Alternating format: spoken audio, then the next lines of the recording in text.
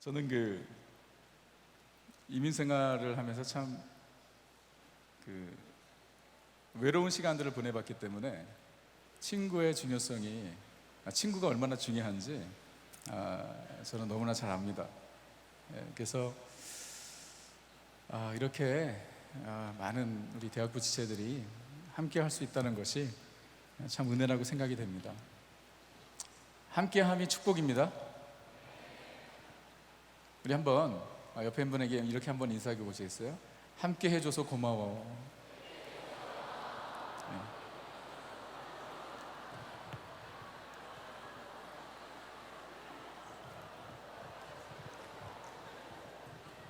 함께 해줘서 고마워 한마디인데 뭐 이렇게 길어? 그만큼 할 말이 많다는 거, 그렇죠? 감사하고 우선은 우리가 오늘 주신 말씀을, 성경을 한번 같이 보도록 하겠습니다. 창세기 25장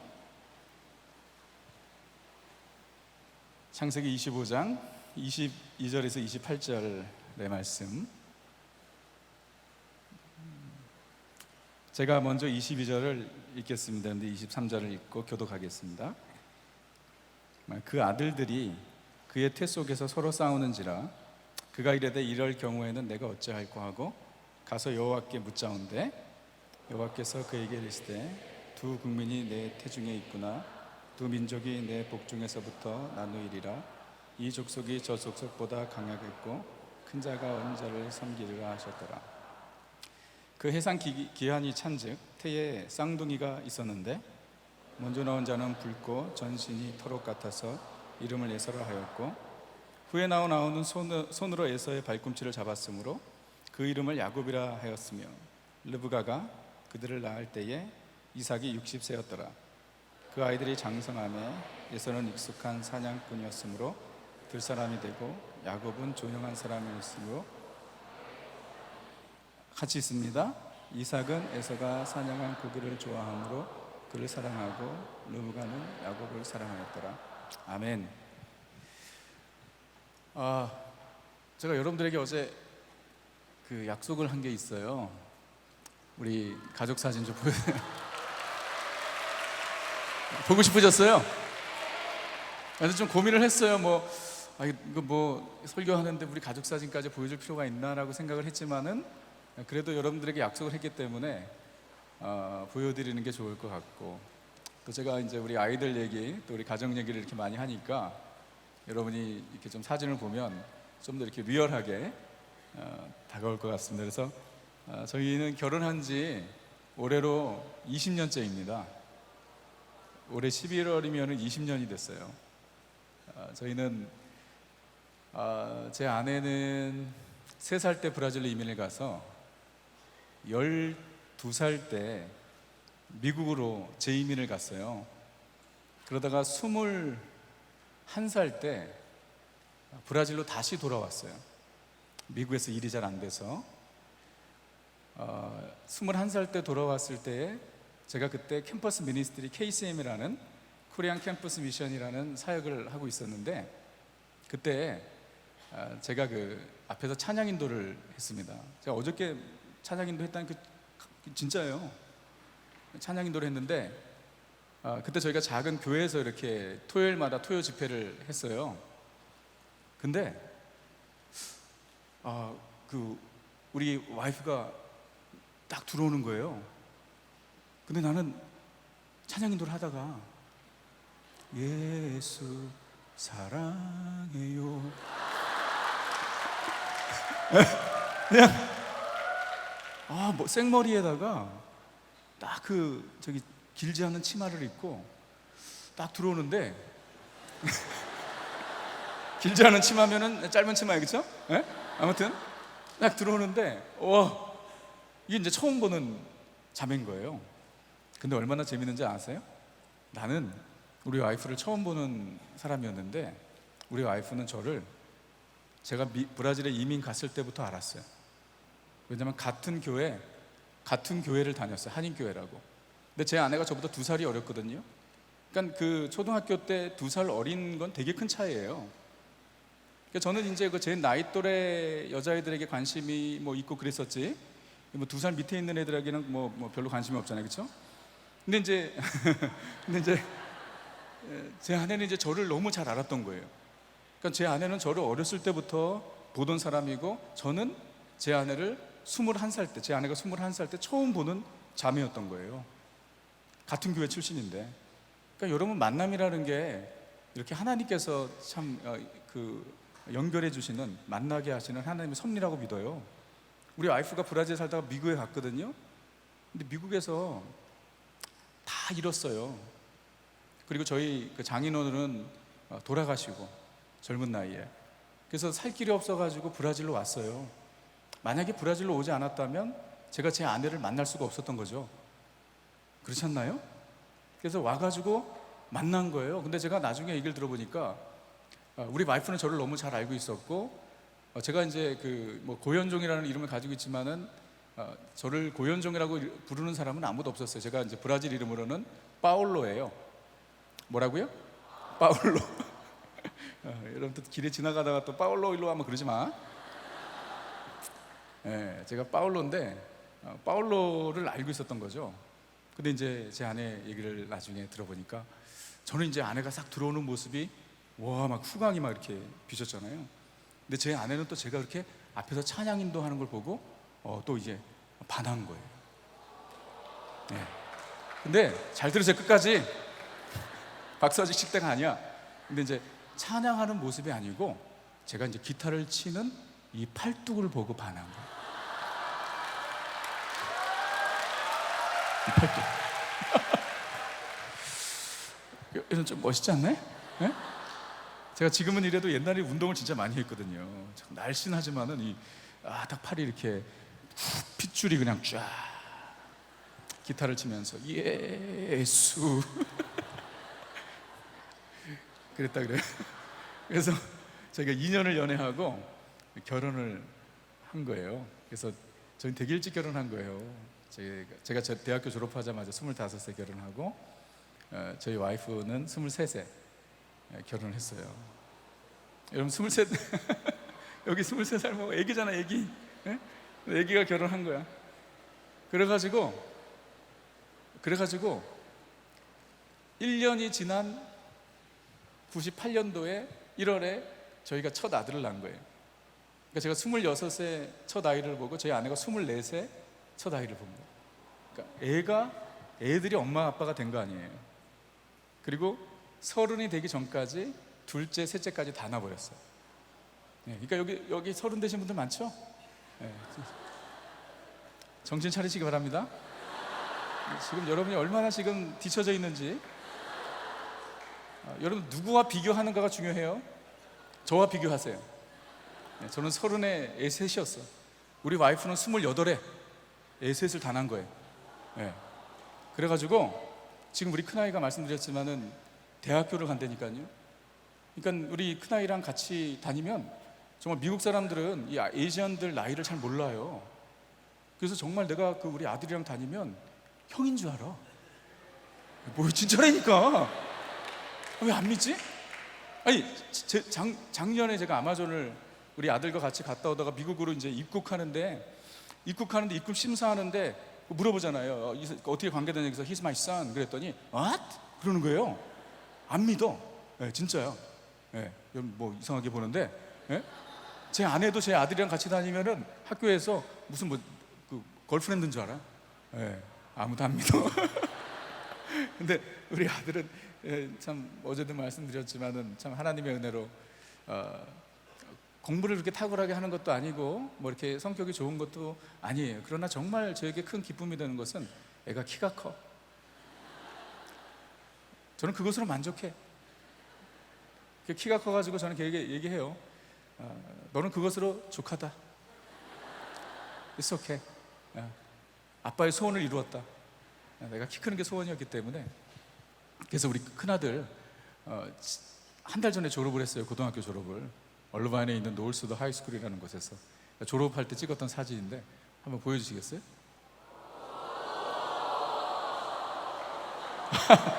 자, 거짓말인 줄 알았지? 되게 크죠? 오,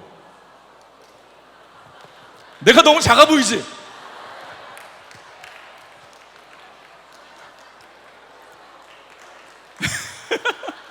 다윗과 골리앗 아니야? 저거 다윗과 골리앗.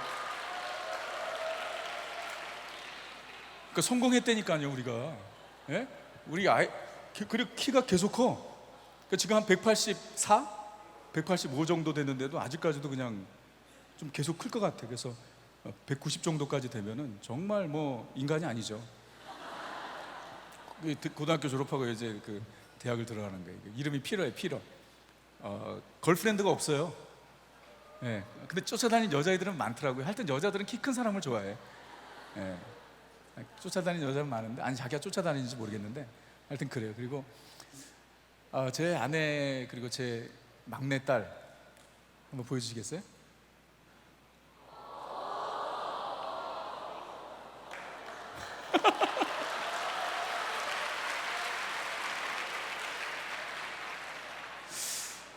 근데 오늘 설교가 남아야 되는데 이 사진만 남는 거 아니에요, 여러분? 예, 중요한데 저희 와이프가 저랑 20년째 살고 있고, 우리 나의 위로와 기쁨이 되는 우리 막내 소피아. 예, 우리 소피아는 이번에 이제 10학년이 되는 거예요. 예, 10학년이 되고, 예, 그렇습니다. 좀 닮았죠, 둘이? 예, 둘이 많이 닮았어. 그리고 하나님께서 우리 가정에 주신 아주 특별한 선물, 우리 둘째 필립이 있어요. 필립이에요. 우리 막내 소피아가 필립을 이제는 케어할 정도로 우리 소피아가 많이 크고, 우리 필립은 7월 3일 날 16살이 됐어요. He's 16 years old. 예, 근데 저렇게 앉아 있으면 멀쩡한 것 같은데 아이가 이제 말을 못하고 먹지도 못하고 한 3살, 한 4, 5개월 된 베이비 이렇게 수준이에요. 근데 저 필립을 통해서 우리가 얼마나 큰 기쁨을 누리는지 몰라요. 예, 정말 주님께서 주시는 특별한 은혜가 있어요. 예, 특별한 은혜가 있습니다. 그래서 저희가 이렇게 하나님의 은혜로 지난 20년 동안 가정을 이루고 이렇게 살고 있고, 하나님께서 은혜 주셔서 우리 아이들이 저렇게 벌써 다 컸어요. 그래서 참 신기하죠? 애들이 크니까 우리 첫째와 막내가 크니까 이제 걔네들이 둘째를 케어해요. 그래가지고 우리 큰아이 피러가 이제 그 동생 필립을 힘이 세니까 막 안고 다녀요 이제. 그러니까 우리가 차에서도 꺼내야 되고 막 이러잖아요. 그러면 이제 옛날에는 막 나 혼자 하고 그랬는데 이제는 뭐 우리 피러가 보셨죠? 저보다 훨씬 더 세다고. 그리고 이제 또 막 월크아웃을 하고 막 뭐 이렇게 그래요. 그러면 나는 그런데 간다 그러면 막 가라 그러지. 힘 더 키우라고. 동생이 이제 네가 다 얻고 다니라고 막 그래. 그래서 이렇게 시간이 지나니까 또 아이들이 이제 둘째도 돌보고 막 그렇습니다. 그냥 보여드린 거예요. 이제 잊어버리고 이제 저를 보세요. 저만 보면 돼. 여러분, 오늘 말씀을 시작하면서 여러분들에게 한 가지 질문 아니면 여러분 한번 상상을 해보셨으면 좋겠어요. 여러분, 만약에 여러분의 출생 배경을 여러분이 선택할 수 있었다면, 여러분의 출생 배경을 여러분이 선택할 수 있었다면 여러분들 무엇을 어떻게 바꾸고 싶으세요? 요즘에 그 한국에 보니까 그 수저 계급론을 많이 얘기하더라고요. 그거 아시죠? 금수저, 은수저, 동수저. 동수저도 있나요? 흙수저. 이제 그 부모님의 재정적인 경제적인 상황에 따라서 어느 가정에서 태어났나. 그러니까 돈 많은 갑부집에서 태어난 사람들은 이제 금수저, 가난한 집에서 태어난 사람들은 이제 흙수저. 여러분 중에 금수저 있으세요? 금수저 없어. 뭐 자기가 금수저라고 손들면 진짜 이상한 인간이야, 그렇지? 근데 본인이 한번 생각해 보죠, 스스로. 난 금수저, 은수저다. 나는 막 보통 동수저. 나는 흙수저. 흙수저 밑에는 무슨 수저가 있을까요? 일회용 플라스틱 수저. 어떤 것이 있을까? 그러니까 뭐 제가 한국 사회를 잘 모르지만은 이 경제적으로 점점 더 양극화 돼가고 있기 때문에 젊은이들이 이렇게 비관하는 것 같아요. 뭐 나는 흙수저로 태어났는데 아무리 노력해봤자 금수저를 따라잡을 수 없어.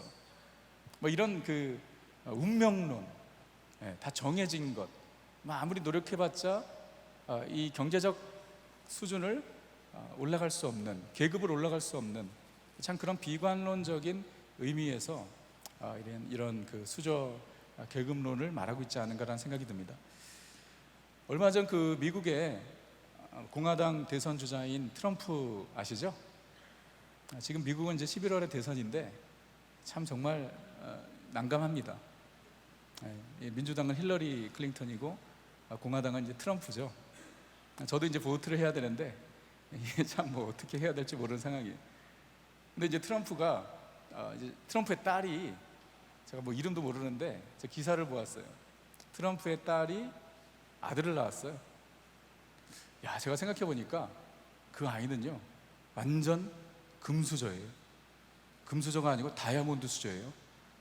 딱 태어나니까 할아버지가 미국의 뭐 최고의 빌리어네어 트럼프인 거예요.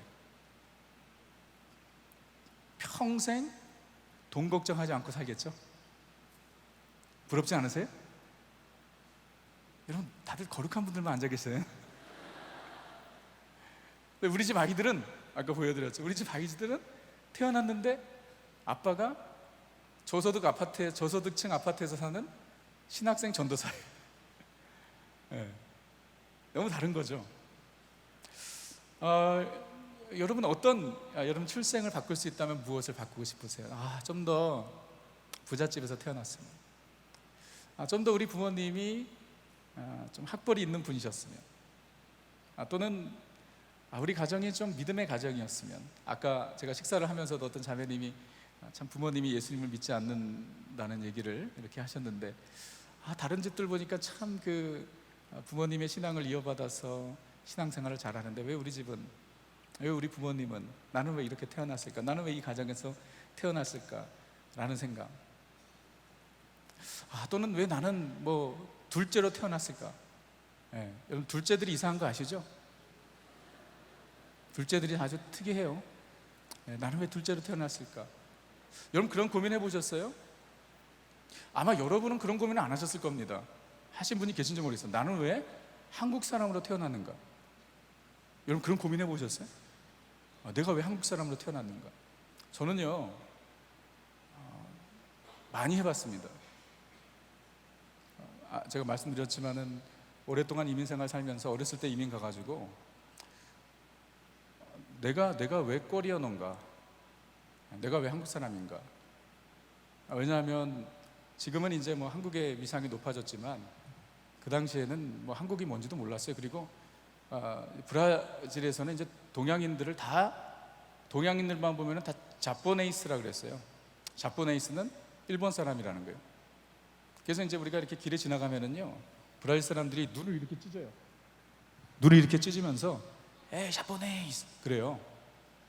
그래서 저는 그 브라질에서 자포네이스로 살았어요. 코리아노라고 부르는 사람이 없어요. 그래서 제가 그 고등학교에서 이제 대학교로 들어가면서 저에게 그 아이덴티티 크라이시스가 왔어요. 그러니까 정체성의 혼란이 왔어요. 내가 도대체 누구지? 내가 왜 여기서 살지? 내가 왜 코리아노지? 내가 코리아노인데 왜 여기 브라질에서 살지? 막 이런 그 저의 정체성의 혼란. 근데 사실 저는 지금도 저는 정체성의 혼란이 있어요. 내가 누구냐 말이죠. 그래서 아까 우리 목사님 중에 목사님 고향이 어디라고 생각하세요? 질문하시더라고요. 근데 정말 저는 그 고민을 해봤어요. 근데 저는 고향이 없어요. 태어난 것은 한국의 용산에서 태어났거든요. 근데 한국이 저의 태어난 곳이지만 고향 같지는 않아요. 오면 모든 것이 익숙하지 않아요. 근데 자란 곳이 브라질인데 브라질에 가도 이제는 이미 나온 지 20년이 되었기 때문에 고향 같지 않아요. 내가 지금 미국에 살고 있는데 그럼 미국이 내 고향 같은가? 절대 고향 같지 않아요. 너무 어색해요 아직도. 지금 미국 시민인데도 그 미국 플래그를 보면 가슴이 떠야 되는데 별로 그렇지가 않아요. 오히려 태극기를 보면 가슴이 뛰고요. 그 다음에 브라질 국기를 보면 가슴이 뛰어요. 근데 이제 미국 국기를 보면 그렇거니 해. 희한하죠? 여러분, 그러니까 제가 어디서 그걸 아시냐, 미국과 한국이 만약에 축구 경기를 한다, 그럼 누구를 응원할까요? 당연히 한국이죠. 미국과 브라질이 축구 경기를 한다, 그럼 누구를 응원할까요? 어떻게 하셨어요? 브라질. 그러니까 만약에 브라질과 한국과 축구 경기를 한다, 그럼 누구를 응원할까요? 네, 한국을 응원해요. 왜냐하면 약한 팀을 응원해야 되니까. 안 그래요? 한국 너무 불쌍하잖아요. 축구하는 거 봐요. 동네 축구지. 브라질 사람들이 놀려요, 한국 축구하는 거 보면. 근데 요즘엔 브라질도 못해. 너무 못해. 마지막 월드컵 때 여러분 보셨어요? 브라질이 7대0으로 진 거 독일에게? 예? 관심 없군요. 예? 7대0으로 졌잖아요. 저는 내가 왜 여기 살지? 내가 왜 코리아노지? 그런 아이덴티티 크라이스. 지금도 저는 고향이 어딘지 모르겠어요. 그래서 정말 제 아내도 마찬가지거든요. 결론이 뭐냐면, 결론은 어떻게 내렸냐면, 우리의 고향은 천국이다. 우리는 여기서 떠돌이로 사는 거예요. 예.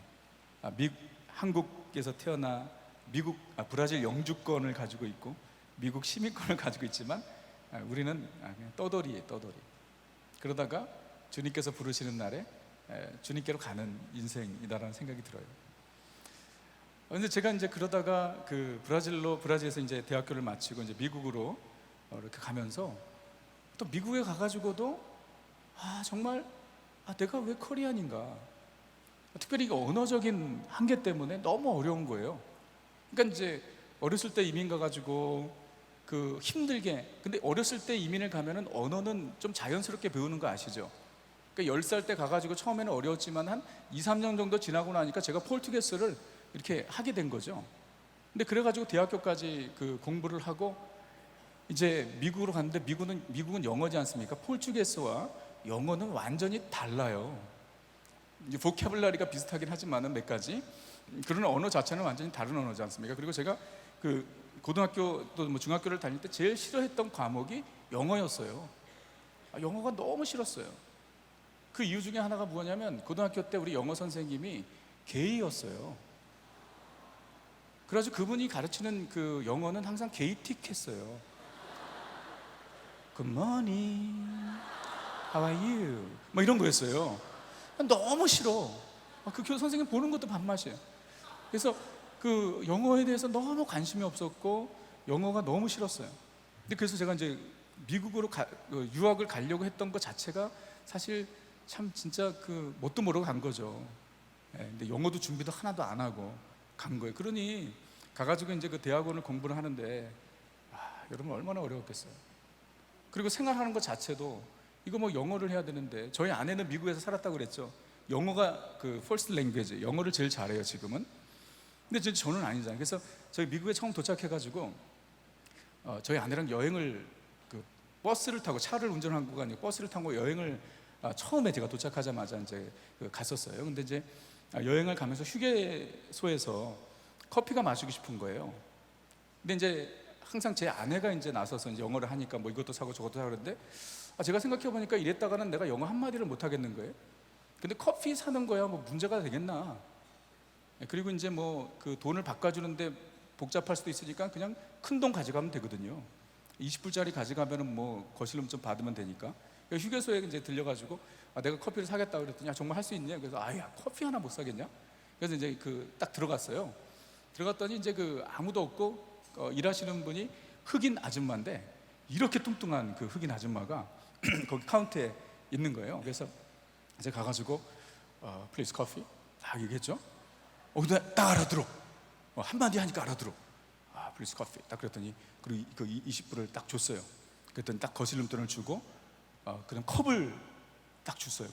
우리 투고 컵을 딱 주는 거예요. 그래서 컵을 딱 들었습니다. 근데 그때까지 브라질에는 커피가 셀프 서브가 없었어요. 브라질은 항상 커피를 이렇게 담아서 줘요. 그러니까 자기가 가가지고 이렇게 여러분 미국 여행하신 분들 아시는지 모르겠지만 이렇게 여기도 있잖아요, 그렇죠? 이렇게 마호병이라 그러나요? 거기다 이제 커피를 따르는 그게 브라질은 없었어요. 그래서 커피를 항상 주문을 하면은 컵에다가 따라서 이렇게 줬거든요. 근데 이제 거기는 미국은 다르잖아요. 근데 전 몰랐어요. 그래서 이제 플리스 커피 컵을 주니까 컵을 계속 들고 서 있었어요. 이 아줌마가 왜 나한테 커피를 안 주지? 야, 진짜 한국 사람이 아시안이라고 무시하나? 막 화가 나는 거예요. 그리고 막 다른 일을 하고 있는 거예요, 그 아줌마가. 근데 막 올라오기 시작하는 거예요. 그래서 점점 이제 좀 어조가 강해지는 거예요. Please coffee? Please coffee? 그러니까 이 아줌마가 막 그래요. 진짜 못 알아듣겠어. 영어도 힘든데 이 흑인 아줌마의 영어는 더 힘들어. 계속 나는 Please coffee?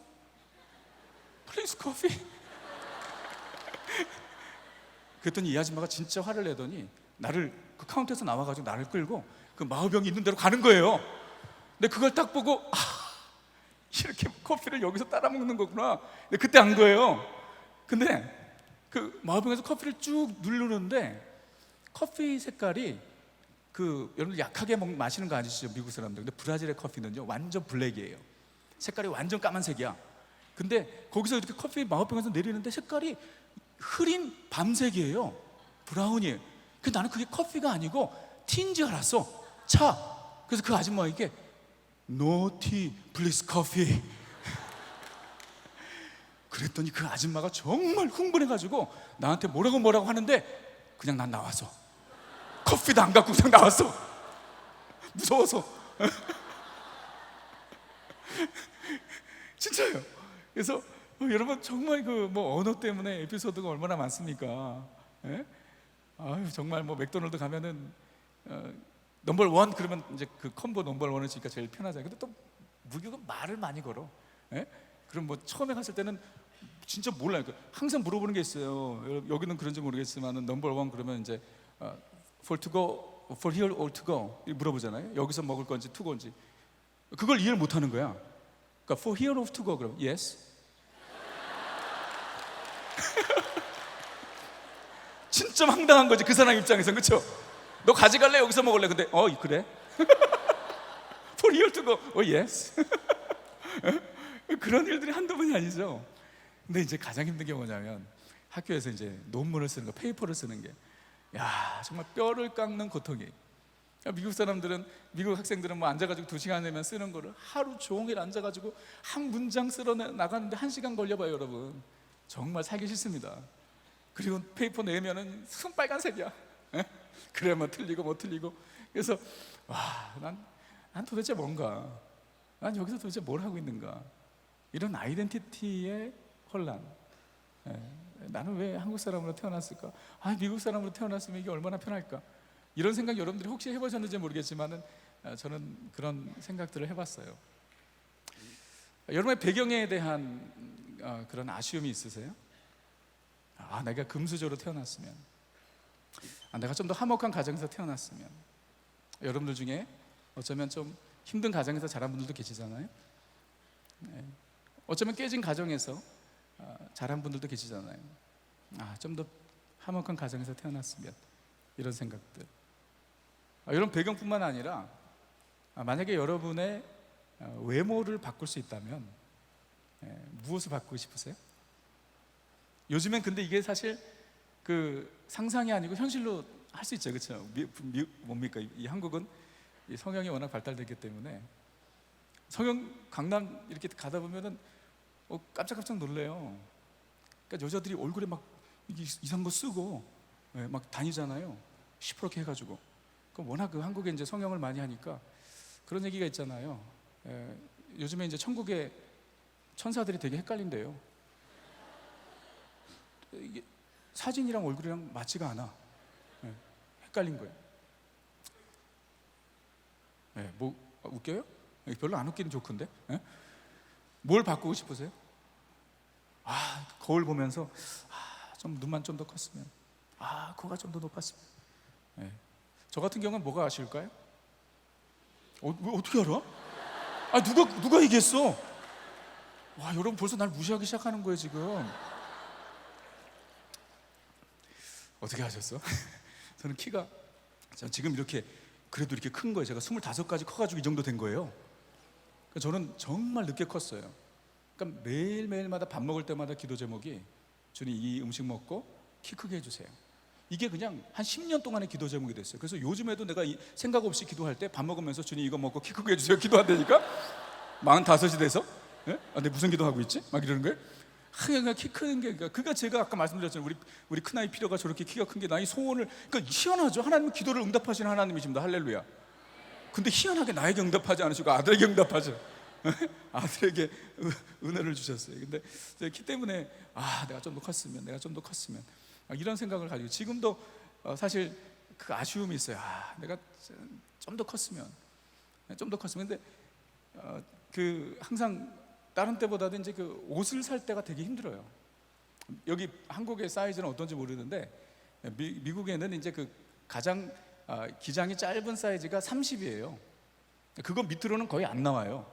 그래서 제가 이제 그 허리가 30에서 32, 이제 좀 밥 많이 먹으면 32, 또 덜 먹으면 30, 뭐 이렇게 30이라고 할까요? 30에서 30 뭐 이렇게 되는데, 근데 이제 그 30을 사면 항상 한 3cm 정도가 긴 거예요. 그러니까 내가 바지를 살 때마다 너무 아쉬워.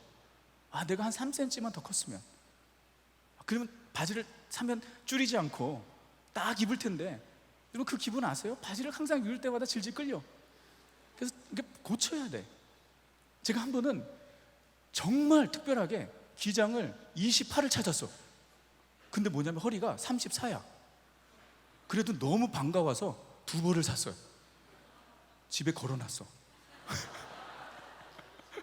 집에 걸어놓고 있어요. 좀 더 컸으면.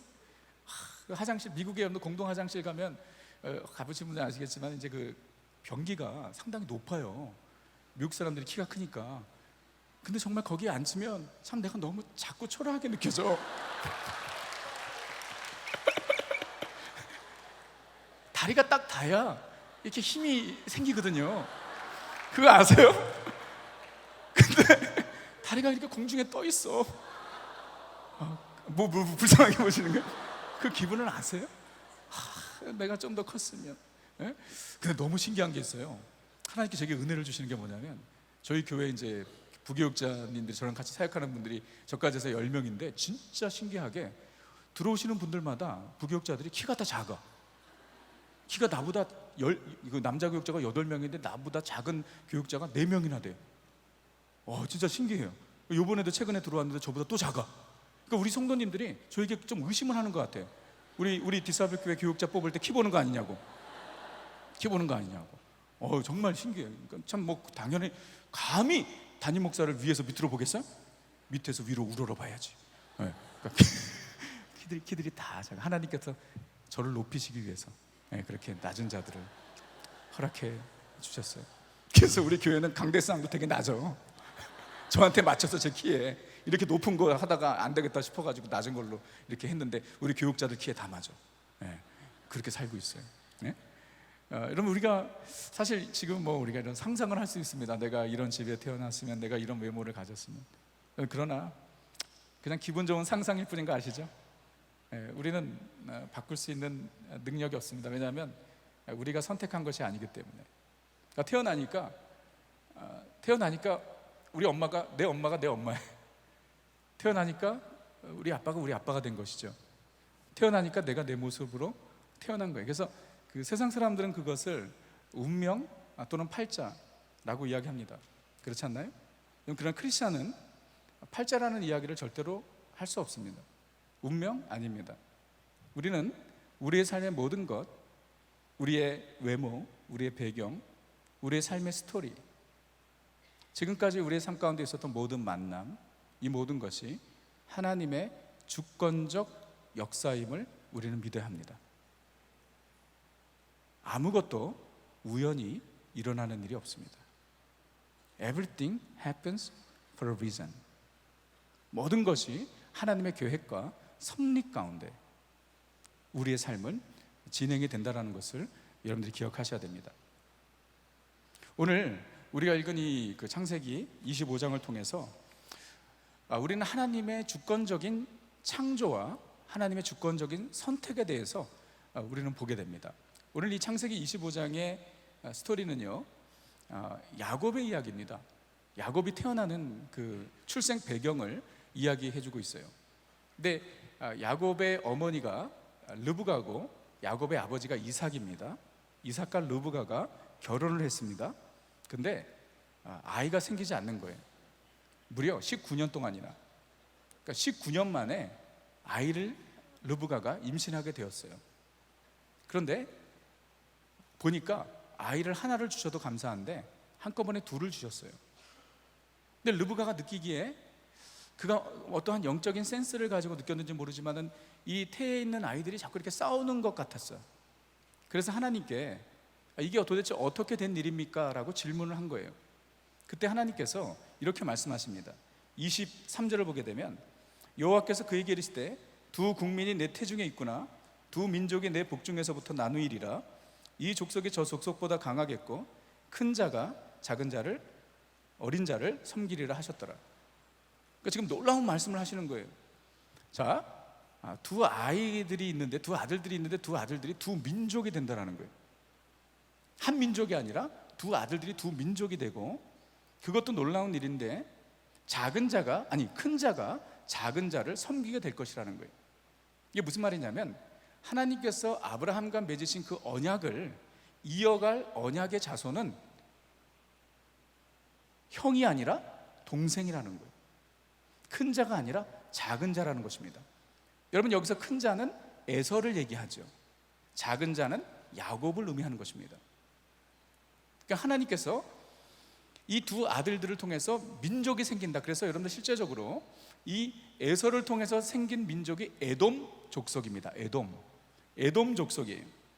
그리고 이 야곱을 통해서 생긴 족속이 민족이 바로 이스라엘이죠. 근데 하나님께서 큰 자가 작은 자를 섬기게 될 것이다라고 말씀하셨습니다. 그리고 그 말씀은 다윗이 왕으로 이스라엘을 통치할 때 그대로 성취됩니다. 그래서 사무엘하 8장 13절 14절을 보게 되면 이런 말씀이 있습니다. 자막이 있나요? 예. 다윗이 소금 골짜기에서 에돔 사람 18,000명을 쳐 죽이고 돌아와서 명성을 떨치니라.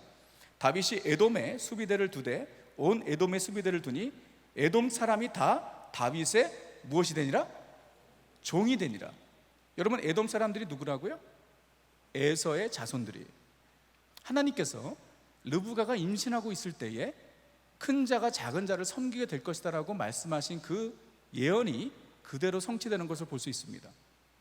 하나님께서는 에서와 야곱이 태어나기도 전에 하나님께서는 동생인 야곱을 언약의 계승자로 선택하신 것입니다. 하나님께서 야곱과 에서가 태어나기도 전에 에서가 아니라 야곱을 선택하셨어요. 여러분, 야곱과 에서가 태어나서 저들이 성장하면서 야곱이 에서보다 착하고 야곱이 에서보다 선하고 야곱이 에서보다 더 영적이었다면, 그래서 하나님께서 야곱을 선택하셨다면 we can understand, 우리는 이해할 수 있죠. 왜냐하면 우리의 모든 선택은 조건에 의해 선택하기 때문에 그렇습니다. 그렇지 않나요?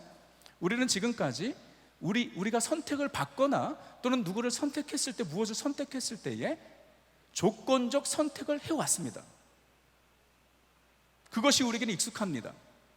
그래서 야곱이 에서보다 영적이기 때문에, 야곱이 에서보다 착하기 때문에 하나님께서 야곱을 선택하셨다라고 이야기하면 우리는 이해하겠지만, 오늘 본문을 보게 되면 저들이 태어나기도 전에, 즉 야곱의 그 어떠한 행위나 야곱의 그 어떠한 노력이나 야곱의 그 어떠한 자격이 있기도 전에 하나님께서는 이미 에서가 아니라 야곱을 하나님의 언약의 계승자로, 하나님의 언약의 백성으로 선택하셨다라는 것입니다.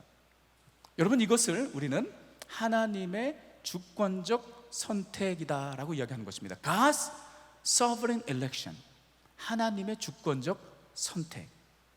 하나님은 하나님께서 원하시는 자들을 선택하신다라는 거예요. 에서가 아니라 야곱을 선택하신 것은 어떠한 조건을 보고 선택하신 것이 아니라 하나님의 주권으로, 하나님의 서버런티를 가지고 하나님께서 원하시는 대로 야곱을 선택하신 것입니다.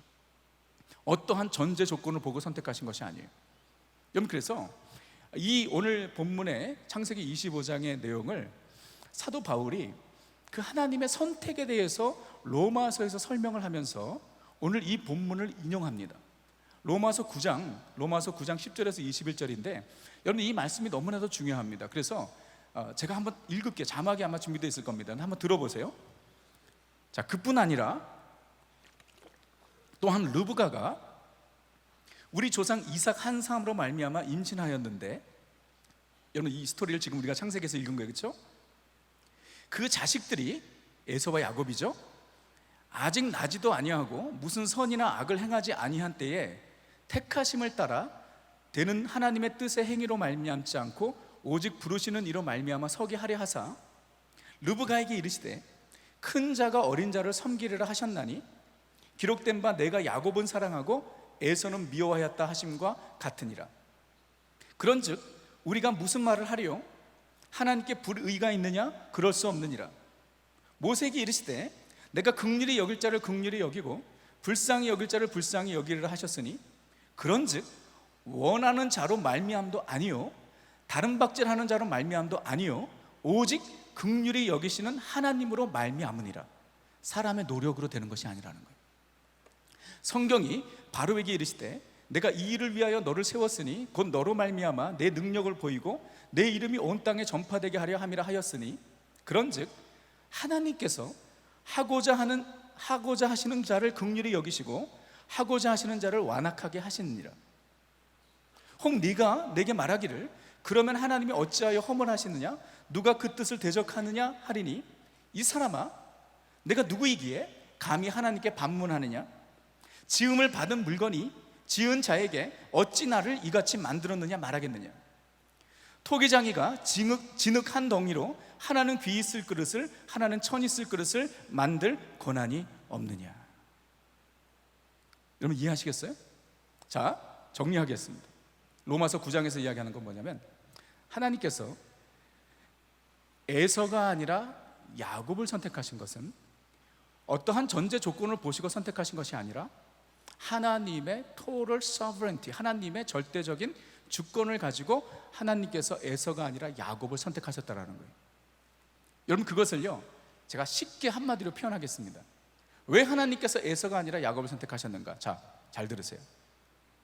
이 지금 로마서 9장 10절에서 21절까지 길게 얘기했지만 바울이 얘기하고 싶은 말은 딱 한마디입니다. 하나님께서 에서가 아니라 야곱을 선택하신 것. 왜 야곱을 선택하셨는가?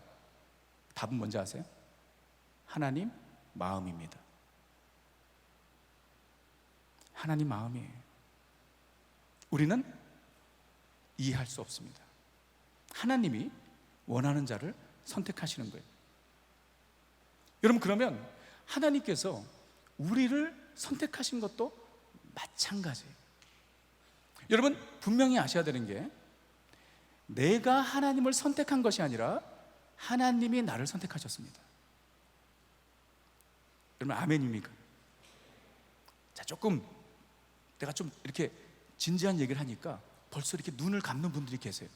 옆에 분 깨시면서 좀 이렇게 얘기하세요. 당신은 선택받은 사람입니다.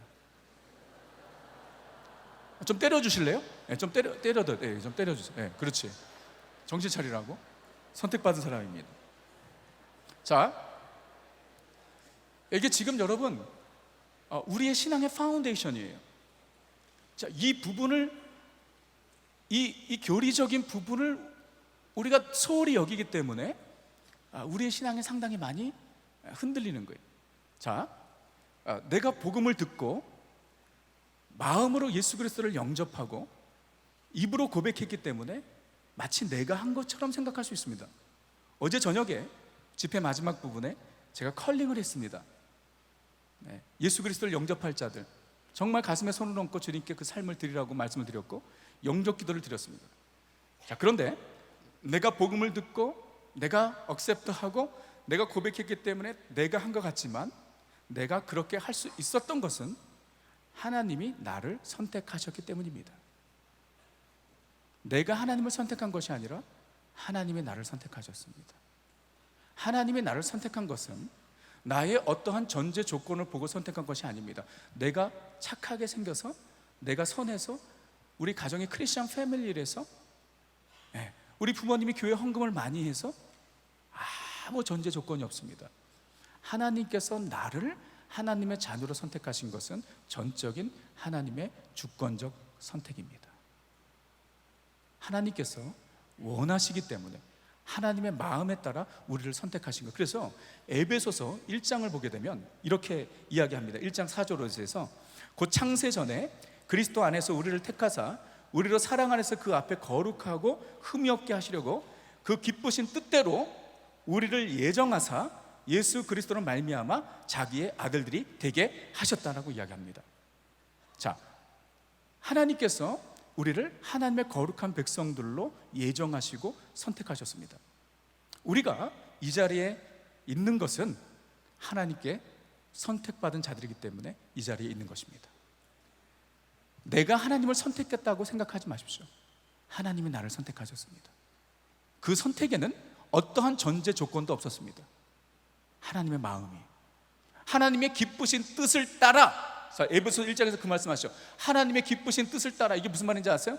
하나님 마음대로, 하나님 마음대로, 하나님 뜻대로 하나님께서 원하시는 자들을 선택하셨다라고 이야기하는 것입니다. 자, 그러면 오늘 이 설교를 들으면서 그러면 이거 불공평한 게 아니냐? 하나님 왜 에서는 선택하지 않으시고 야곱을 선택하셨습니까? 하나님 누구는 선택하시고 왜 누구는 선택하지 않습니까? 아마 여러분 좀 똑똑한 척 하는 분들은 지금 벌써 그 생각하고 있을 거예요. 네. 오늘 그런 생각을 하는 분들에게 사도 바울이 단호하게 이야기합니다. 20절 21절 로마서 9장에 이렇게 이야기합니다. 이 사람아, 저는 이 표현이 너무 좋아. 이 사람아, 뭐 이런 게, 내가 누구이기에 감히 하나님께 반문하느냐? 지음을 받은 물건이 지은 자에게 어찌 나를 이같이 만들었느냐 말하겠느냐? 토기장이가 지능 한 덩이로 하나는 귀 쓸 그릇을, 하나는 천이 쓸 그릇을 만들 권한이 없느냐? 이 사람아, 이 사람아. 영어로는요, Who are you? A man.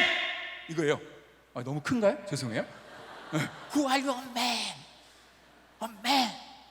이 사람아, 내가 누구이기에 하나님의 역사를 판단하느냐? 이 사람아, 내가 누구이기에 하나님이 있다 없다 하느냐? 이 사람아, 내가 누구이기에 하나님의 선택이 불공평하다 하느냐? 이 사람아, 내가 누구이기에 하나님을 평가하고 판단하느냐? 이 사람아, 너가 누구냐 말이에요. Who are you? A man. 너가 누구냐 말이에요. 너는 진흙덩어리예요. 하나님은 토기장이에요. 네가 누구길래 하나님을 평가하느냐? 하나님께 반문하느냐? 여러분, 우리는요, 하나님은 누구이시고 우리는 누군지 늘 기억해야 합니다. God is the creator. 하나님은 창조주 하나님이십니다. 아멘. 이 모든 것이 하나님께로부터 시작된 것입니다. 나는 피조물이에요. 하나님께서 만드신 크리에이처입니다. 여러분, 그것을 사도 바울이 로마서 9장에서 비유적으로 이야기하죠. 하나님은 토기장이요, 우리는 진흙이다. 토기장이가 진흙덩어리 하나를 가지고 무엇을 만들든지 그것은 토기장이의 마음이라는 거죠. 토기장이가 원하는 대로 만드는 거예요. 진흙이 토기장이에게 왜 나를 이렇게 만들었느냐? 이렇다 저렇다 말할 수 있는 자격이 없다라는 것입니다. Because 하나님은 하나님이시기 때문에, 우리는 그의 만드신 피조물이기 때문에, 이 사람아, 내가 누구이기에 하나님을 판단하느냐? 잘 들으세요. 여러분들 중에 하나님에 대해서 평가하는 사람들, 하나님이 살아계신다면 왜 이런 일이 있습니까? 이런 얘기하는 사람들, 하나님 불공평하십니다 라고 따지는 사람들, 하나님께 원망하는 사람들, 하나님 우습게 여기는 사람들, 잘 들으세요. 이 사람아, Who are you? 네가 누군데 감히 하나님께 반문하느냐? 너는 진흙덩어리야. You are nothing. 여러분, 미국에 가장 그 유명한 CCM 가수 중에 한 명이 스티븐 커리스 챗맨이라는 사람이 있습니다. 아마 그분의 노래는 이렇게 월십송이 아니고 이렇게 고백송이에요. 그러니까 가사들이 상당히 길어가지고 아마 이렇게 한국말로 번역하기가 어려운 찬양들인 것 같습니다. 근데 정말 그 그래미도 벌써 3번인가 탄 사람이고 유명한 그 CCM 가수인데 지금 벌써 이제 나이가 좀 들었죠. 근데 그분의 찬양들이 정말 그 깊이가 있어요. 근데 그 찬양, 그분이 만든 찬양 중에 하나가 God is God이라는 찬양이 있어요. God is God. 근데 이제 그 앞에 가사는 상당히 길어요. 그리고 따라 부를 수도 없어. 근데 그 후렴이 정말 저는 그 후렴을 듣고 부를 때마다 은혜를 받아요. 그 후렴의 가사가 이런 거예요. 여러분 자막이 있습니까? 이거 보세요. God is God and I am not. 여러분 영어 뭐 다 아시죠? 이 정도 영어 다 아시죠? 번역이 필요해요? 왜 대답을 안 해? God is God and I am not. 이거 모르면 안 되잖아. 예? I can only see a part of the picture he's painting. God is God and I am man. So I will never understand it all. For only God is God. God is God and I am not. I can only see a part of the picture he's painting. God is God and I am man. So I'll never understand it all. For only God is God. 박수를 치든 칩시다.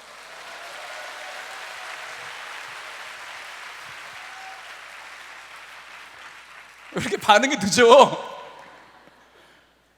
여러분, God is God and I am not. God is God and I am man. 너무 당연한 얘기 아니에요? 여러분, 그런데 많은 사람들이 자기가 하나님이라고 생각해요. 하나님을 평가해요. 하나님이 이렇다 저렇다라고 이야기합니다. 여러분, God is God and I am not. I'm just a man. 나는 하나님께서 만드신 아담이에요. 사람이에요. 그래서 I can only see a part of the picture he's painting. 하나님께서, 창조자 하나님께서 그리는 그림에 우리는 한 부분만 보는 거예요. 그렇기 때문에 I can never understand it all. 나는 모든 것을 다 이해할 수 없어요. For only God is God. 하나님만이 하나님이세요. 여러분, 그래서 우리의 삶 가운데 답을 찾을 수 없는, 설명할 수 없는 너무나 많은 일들이 있어요. 하나님께서 우리에게 모든 것을 다 설명해 주지 않으세요. 그리고 하나님께는 그런 의무가 없어요. 우리가 이 땅을 살면서 수많은 퀘스천들이 있습니다. 특별히 하나님의 사람들이 어려움을 당하고 고난을 당할 때 우리는 왜라는 질문을 합니다. 하나님 why? 저는요 하나님께 너무나 많이 이 질문을 해봤어요. 하나님 why? 제가 아까 사진도 보여드렸지만 지금 우리 그 둘째 필립이 16살이에요. 여러분, 지금은 참 그 하나님의 은혜 가운데로 인도해 주셔서 얼마나 기쁘게 사는지 몰라요. 그러나 처음부터 그랬을까요? No way. 정말 수년 동안 저와 저의 아내는 신학적인 퀘스천이 있었어요. Theological question. 하나님 why? 하나님 왜 우리에게 이런 아이를 주셨습니까? 하나님께서 저의 why라는 질문에 답을 주셨을까요? 안 주셨을까요? 안 주셔. I cannot understand. 그러나 하나님께서 주신 은혜는 무엇이냐면 내가 이해는 하지 못하지만 하나님의 신실하심을 믿게 하시는 거예요. 하나님은 실수가 없으신 하나님이시다. 하나님은 완벽하신 하나님이시다. 하나님은 나를 나보다 더 사랑하신다. 하나님은 나를 나보다 더 잘 아신다. 내가 나에게, 우리에게 필요한 것이 무엇인지 하나님은 더 잘 아신다. I cannot understand right now. 나는 지금은 이해할 수 없지만 내가 이해할 수 없다고 해서 잘못된 것이 아니라는 것입니다. 여러분 삶 가운데 이해할 수 없는 일들이 일어난다고 해서 하나님이 실수한 것이 아님을 기억하시기 바랍니다. 우리는 이해할 수 없는 일들이 너무나도 많습니다. 그러나 하나님은 하나님이십니다. 여러분, 우리가 하나님의 선택에 대해서 한 가지 알 수 있는 것은 무엇이냐면, 내가 지금 이 시간 예수 그리스도를 나의 구세주로 고백하고 하나님을 사랑하고 하나님을 예배하는 하나님의 자녀로 이 자리에 앉아 있다면, 저와 여러분은 하나님께로부터 선택받은 사람들입니다.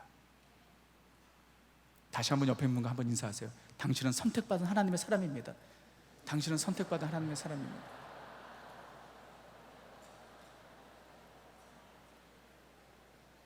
여러분, 그러므로 여러분 누구에게 선택받는다라는 것이 얼마나 기분 좋은 일이에요.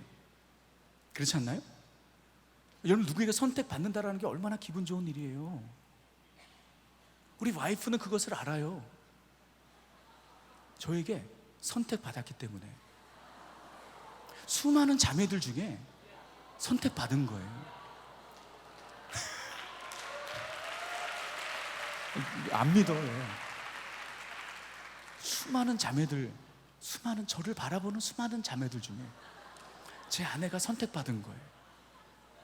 무조건적으로 내가 하나님의 마음으로 제 아내를 선택한 그 선택받은 기쁨, 있는 거예요. 교수님이 수많은 학생들 중에 나를 선택해서 뭐를 일을 시키면 기분 좋지 않나요? 아니, 목사님이 부서에서 많은 사람들 중에 나를 선택해서 뭐를 시키세요. 그 기분 좋게, 누구에게 선택받는다라는 것은 너무나 기분 좋은 일이에요. 여러분, 하나님께서 나를 선택하셨다라는 거예요.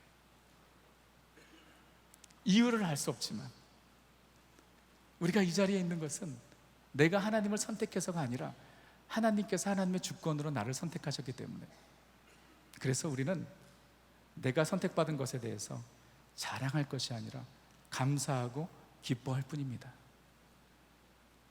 여러분, 이 자리에 하나님의 거룩한 백성으로 선택받아 앉아있는 것을 감사하시고 기뻐하시길 주님의 이름으로 축원합니다. 그래서 우리가 드릴 수 있는 고백은 단 하나예요. 하나님의 은혜로 있을 데 없는 자. 저는 그 찬양을 너무 좋아해요.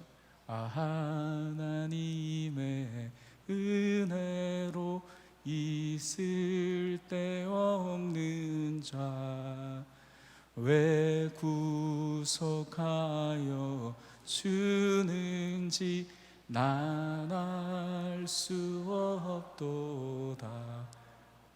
정말 은혜를 아는 사람의 고백 아니에요? 하나님의 은혜로 있을 데 없는 자, 왜 선택하여 주는지 난 알 수 없도다. 여러분, 이것이 우리의 신앙생활에 얼마나 큰 힘이 되는지 모릅니다. 내가 만약에 하나님을 선택했다면 언제든지 하나님을 놓을 수 있습니다. 왜냐하면 나는 너무나도 변덕스럽기 때문에. 내가 하나님을 선택했다면 나는 언제든지 하나님을 떠날 수 있습니다. 그러나 하나님의 나를 선택하셨기 때문에 나는 하나님을 떠날 수가 없어요. 하나님의 나를 선택하셨기 때문에 그 무엇도 그 누구도 하나님과의 나의 관계를 끊을 수가 없어요. 로마서 8장에서 이야기한 대로 사망이든 생명이든 천사들이든 권세자들이든 하늘이든 땅이든 그 무엇도 나를 그리스도 예수 안에 있는 하나님의 사랑에서 끊을 수 없으리라. 하나님이 우리를 붙잡고 계시는데, 여러분, 그런 그 일러스트레이션 많이 봤잖아요. 우리가 주님을 이렇게 손으로 잡고 있는 게 아니죠, 그렇죠? 주님께서 우리의 어디를 잡아요? 우리의 팔목을 잡으시죠. 내가 나도 하나님은 나를 놓지 않으십니다. 하나님이 나를 선택하셨기 때문에 나를 절대로 버리지 않으십니다. 영원토록 나를 인도하십니다. 이것을 성도의 견인, The perseverance of the saint라고 이야기하는 것입니다. 우리가 진정으로 구원받은 자들이라면 우리가 받은 구원은 영원한 것입니다. 심지어 우리가 때로는 넘어지고 실패해도 하나님이 나를 선택하셨기 때문에, 내가 하나님을 선택한 것이 아니라 하나님이 나를 선택하셨기 때문에 나와 하나님과의 관계는 절대로 무엇도 누구도 끊을 수 없는 관계가 된 것입니다. 여러분, 그것이 우리에게 얼마나 안정감을 줍니까? 평안함을 줍니까? 저는 절대적으로 이 하나님의 주권적 선택을 믿는 사람이에요. 왜냐하면 제 삶 자체가 그렇습니다. 정말 저는 여러분 이 자리에 서 있는 것 자체가 설명할 수 없는 일이에요. 만약에 제가 한국에 이민을 가지 않고 한국에 계속 살았다면 저는 절대로 교회를 가지 않았을 겁니다. 말씀드렸지만 저는 성당을 다녔어요. 교회를 갈 이유가 없어요. 근데 이민 가게 하셔서 그 외로움 가운데 교회를 찾아가게 하셨어요. 그리고 어린 나이에 예수님을 만나게 하셨어요. 중학교 1학년 때 예수님을 영접했는데 참 그 티네저 때, 10대 때, 청소년 시기 때 제가 너무 방황을 했어요. 그러니까 방황이라는 게 이제 뭐냐면 이제 너무 많이 놀았어. 저는 노는 걸 너무 좋아했어요. 그러니까 브라질에서는 뭐를 많이 하고 노냐면요, 어린 아이들이 이렇게 파티를 많이 했어요. 파티 하면은 여러분 뭐 하나요? 뭐 보드 게임 하고 뭐 이러나요? 아니죠. 네, 춤을 밤새도록 춤을 추는 이 10대 아이들이. 제가 파리보이였어요. 안 믿으시죠? 네, 제가 파리보이였어요. 그래서 그 춤추는 걸 너무 좋아해요. 그러니까 저는 대학교 가기 전까지 이미 클럽을 다 뛰었어. 네, 나이트, 네, 클럽을 다 뛰었어요. 그래서 얼마나 열심히 놀고 다니는지 모릅니다. 그러니까 너무 어떻게 보게 되면 세상적으로 위험한 순간들이 있었던 거예요. 한 번은 제가 기억이 나는 게 정말 황당했을 때가 있어요. 금요일, 토요일, 일요일 스트레이트로 클럽을 간 거예요. 근데 그때 유행했던 80년대 춤이 상당히 과격한 춤이었어요. 거의 막 에어로빅이었어요. 에어로빅. 막 이런 춤이었어요. 그러니까 3일째 저녁에 일요일 저녁에 이제 클럽 가서 친구들이랑 막 치는데 다리에 쥐가 오른 거예요. 근데 우리 친구들이 좀 옆에 빼가지고 좀 이렇게 쥐를 치료했으면 좋은데 그 자리에서 신발을 벗기고 양말을 벗기고 막 하는 거예요. 얼마나 창피했겠어요. 비참한 인생을 살았어요. 그러니까 근데 그때 그렇게 놀았던 친구들 중에 아직도 계속해서 노는 애들이 있어요. 근데 저는요, 진짜 하나님의 은혜라고 생각되는 게, 제가 한 2년 동안 그렇게 방황을 하면서 그냥 주말만 되면 새벽같이 밤을 새서 들어갔는데, 그 어린 나이 16, 17살 때 만약에 제 아들이 만약에 그랬다면 저는 아마 죽여놨을 거예요. 근데 제가 아무리 기억을 해도 저희 부모님한테 혼난 게 기억이 안 나. 밤새서 놀고 들어가도 야단을 맞은 적이 없어요. 그렇게 그냥 뭐 포기하신 건지 그냥 자유를 주신 건지 모르겠어요. 근데 하나님께서 지켜주신 거예요. 그때 그렇게 열심히 놀던 친구들 중에 아직까지 노는 친구들이 있다니까요. 근데 하나님께서 막아주시고, 그리고 참 대학교에 들어가서 저희 삶의 여러 가지 해프닝을 통해서 하나님께서 하나님의 종으로 불러주시고 목사까지 되게 하신 거예요. 그래서 저희 가정에는 목사가 한 명도 없어요. 목사가 한 명도 없어요. 그러니까 제가 유일해요. 그러니까 목사가 될 만한 그런 가정적인 배경도 아니에요. 근데 하나님께서 은혜 주셔서 저를 구원하여 주시고, 뿐만 아니라 주님의 말씀을 전하는 목회자로 주님께서 세워주셔서, 여러분 제가 서울에 와서 이렇게 많은 우리 젊은이들에게 말씀을 전할 수 있다는 게 이게 정말 하나님의 은혜 아닌가요? 정말 이거 하나님의 은혜예요. 할렐루야. 네.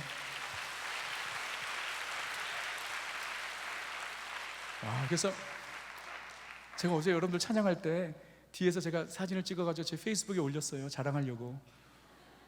내가 이렇게 많은 대학생들에게 말씀을 전하게 됐다고 막 이렇게 자랑을 했어요. 얼마나 감사한 일인지 몰라요. 이 자리에 있는 것 자체가 하나님의 은혜. 여러분, 우리는 매일매일 삶 가운데 하나님의 주권적 선택과 은혜 가운데 우리가 살고 있음을 기억하시기 바랍니다. 하나님은 실수하지 않으십니다. 우리는 때로는 이해하지 못하는 일들이 있지만 God is God. Only God is God. 오직 하나님만이 하나님이신 거예요. 여러분, 하나님께서 이 야곱을 선택하신 것 뿐만 아니라 하나님께서 야곱을 야곱되게 창조하셨어요. 사실 이 창조가 선택보다 먼저 와야 되는데 오늘 본문의 순서로 제가 선택을 얘기하고 그 다음에 창조를 얘기하는 거예요. 르브가가 이제 아이를 낳았습니다. 근데 쌍둥이에요. 쌍둥이인데 둘이 너무 다른 거야. 그러니까 그 에서가 태어나고 난 다음에 몇 시간 있다가 야곱이 태어난 것도 아니고요. 에서가 태어나면서 야곱은 에서의 발목을 잡고 태어났어요. 그러니까 무슨 말이죠? 그냥 같이 거의 나온 거예요. 근데 같은 배에서 태어난 아이들인데 나올 때부터 달라. 에서는 몸에 털이 많아. 그리고 살이 붉어요. 그래서 이름을 에서라고 부른 거예요. 에서의 이름의 뜻은 red brown, 붉다는 뜻이에요. 근데 야곱은 태어났는데 너무 희한한 일이 있는 거예요. 어떻게 형 발꿈치를 잡고 태어나는 말이에요. 그래서 야곱은 정말 우리가 야곱 스토리를 보게 되면 늘 다른 사람 발목 잡는 인생을 사는 거예요. 그렇죠? 태어날 때부터 그렇게 태어난 거예요. 태어날 때부터 다르게 태어났습니다. 야곱은 털이 없었어요. 야곱의 이야기를 창세기에서부터 이렇게 읽어보면 털이라는 게 중요한 주제예요. 그래서 에서는 털이 많게 태어났어요. 야곱은 매끌매끌하게 태어났어요. 나중에 여러분들 그 스토리 아시죠? 야곱이 아버지 이삭을 속일 때 어떻게 속이는지, 형처럼 이제 하기 위해서 그 털을 붙이죠. 이삭이 야곱의 그 털을 만지고 에서인 줄 알고 축복한 거 아시죠? 이 털이 문제. 아들들이 태어났는데 어떻게 하나들은 털본데 하나들은 미끄럽게 태어났어요. 그리고 외모뿐만 아니에요. 저들의 기질과 성격, 행동, 극과 극이에요. 에서는요 터프해, 사냥꾼이야. 그러니까 밖에 나가가지고 짐승 잡고 막 피를 흘리고, 막 그리고 막 짐승 갖고 와가지고 막 자랑하고 뭐 이런 터프한 사람이에요. 근데요 성경이 우리가 아까 읽었잖아요. 야곱은 얌전한 사람이에요. 조용한 사람이고 장막에 거하기를 좋아하는 사람이에요. 어떻게 이렇게 형제인데 기질이 다릅니까? 한 명은 터프하고 밖에 나가서 막 사냥하는 거 좋아하는데 야곱은 집에서 뭐 했어요? 엄마 치마폭 붙잡고 음식 만들고 청소하고 막 그러는 거예요. 에서는 웃을 때도 허허허, 근데 야곱은 허허허 이러는 거예요. 뭐 어떻게 이렇게 다르냐 말이에요. 야곱은 에서는 밖에 나가서 사냥꾼이 되었는데 야곱은 집에서 살림꾼이 됐어요. 완전히 달라져. 어떻게 저들이 자라면서 이렇게 달라졌는가? 아니에요. 태어날 때부터 다르게 태어났습니다. 여러분, 이것이 하나님의 주권적 창조입니다. 하나님께서 에서를 에서되게 하셨고 야곱을 야곱되게 하신 거예요. 여러분, 그와 마찬가지로 하나님께서 나를 나되게 하셨습니다. 나되게 했다 막 이게 아니고 나를 나되게 했다. 네. 여러분 졸리니까 막 잘못 오해할 수 있어요, 그렇죠? 하나님의 나를 나되게 하신 거예요. 여러분 우리의 외모, 우리의 성격, 우리의 기질, 여러분 이것은 우연이 아니라 하나님께서 나를 그렇게 만드신 거예요.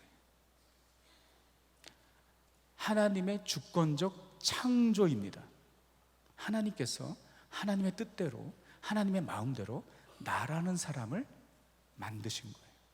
나의 외모, 나의 성격, 나의 기질, 나의 은사, 심지어 나의 삶의 배경과 스토리도 그 어떤 것도 우연이 아니라 나를 향한 하나님의 뜻을 이루시기 위해서 하나님께서 나를 나로 만드신 겁니다.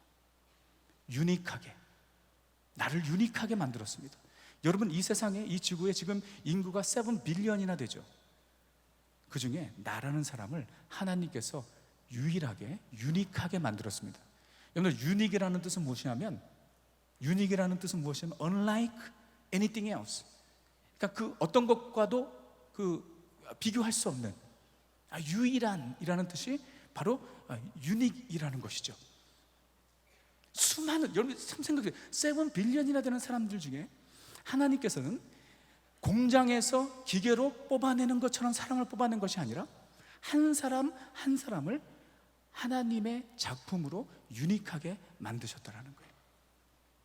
여러분, 그래서 고현종이라는 사람은 이 세상에 한 사람밖에 없습니다. 놀라지 않으세요? 고현종이라는 존재는 이 세상에 이렇게 많은 인구 중에 한 명이에요. 역시 고현종이라는 이름을 가진 사람들은 있을 거예요. 제가 궁금해서 구글에 고현종이라고 쳐보니까 맨 처음에 제가 나오더라고요. 여러분, 제가 그런 사람이에요. 고현종 찾아보세요. 근데 뭐 몇 개 안 나와. 예? 밑에 이렇게 내려보면 메르세데스 벤츠는 송파 이 팀의 고현종 대리에게 뭐 이런 것도 나와. 같은 이름을 가지고 있지만 고현종이라는 존재는 나뿐이에요. 하나님께서 나를 나로 만드신 겁니다. 여러분, 그렇기 때문에 하나님의 주권적 창조. 여러분, 그래서 하나님 에베소서 2장 10절을 보게 되면 에베소서 2장 10절에 우리는 그의 만드신 바라라고 이야기합니다. We are God's workmanship이라고 이야기하는데, 이 workmanship이라는 단어의 의미는, 헬라어적인 단어의 의미는 뭐냐면 하나님의 작품이라는 뜻이에요. 여러분, 그래서 이 영어 성경을 보게 되면 이 성경을 풀어서 그 번역한 성경 중에 어떻게 표현을 하냐면 We are God's masterpiece. masterpiece가 뭔지 아죠? 우리는 하나님의 걸작품이라는 것입니다. 왜? 하나님께서 나를 유니크하게 만들었기 때문에. 여러분, 걸작품은요, masterpiece는 막 공장에서 만들어낸 게 masterpiece가 될 수가 없어요. 그렇죠?